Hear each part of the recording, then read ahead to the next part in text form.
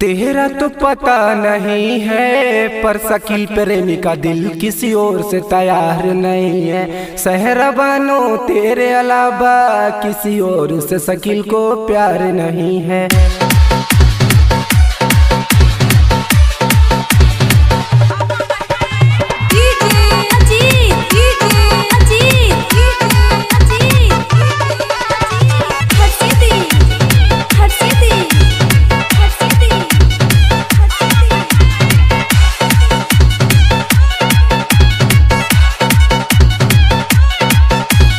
ऐसे दिखाई बुझे मखाना हो तो हर बदन अंगूरी, छोरा छोरन से सुनाए गोरी राखत नइखे दूरी। ऐसे दिखाई बुझे मखाना हो तो हर बदन अंगूरी, छोरा छोरन से सुनाए गोरी राखत नइखे दूरी। तोहर पतली कमर तोहर तिरछी नजर उद्घाटन आज मैं कर देता हूँ। बंजारों का सुपर बेटा हूँ, चुम्मा चिपक के लेता हूँ। बंजारों का सुपर बेटा हूँ, चुम्मा चिपक के लेता हूँ।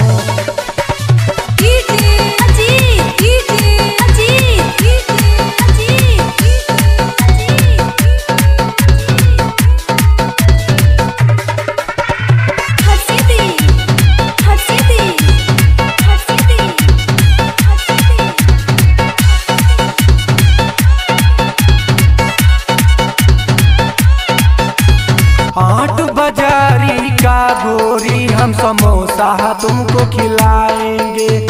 एक बार आई तो शकील प्रेमी ताजिया खैराबाद का दिखाएंगे। आठ बाजारी का जान तुझे समोसा हम खिलाएंगे। एक बार आई तो शकील प्रेमी ताजिया खैराबाद का दिखाएंगे।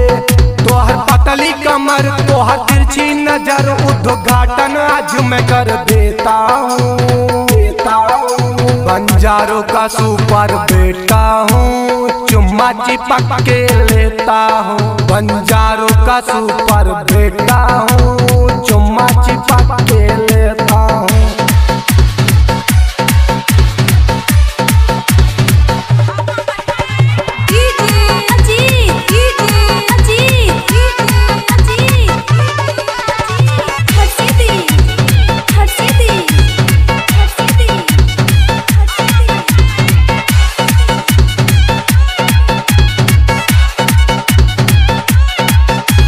लड़की नहीं है तू तो गोरी, सीतापुर की शान है।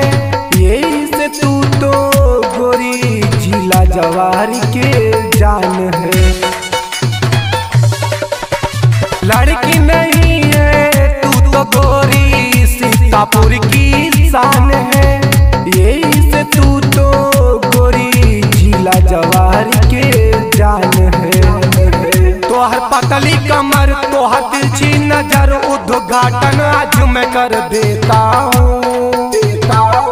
बंजारों का सुपर बेटा हूँ, चुम्मा चिपक के लेता हूँ। बंजारों का सुपर बेटा हूँ, चुम्मा चिपक के लेता हूँ।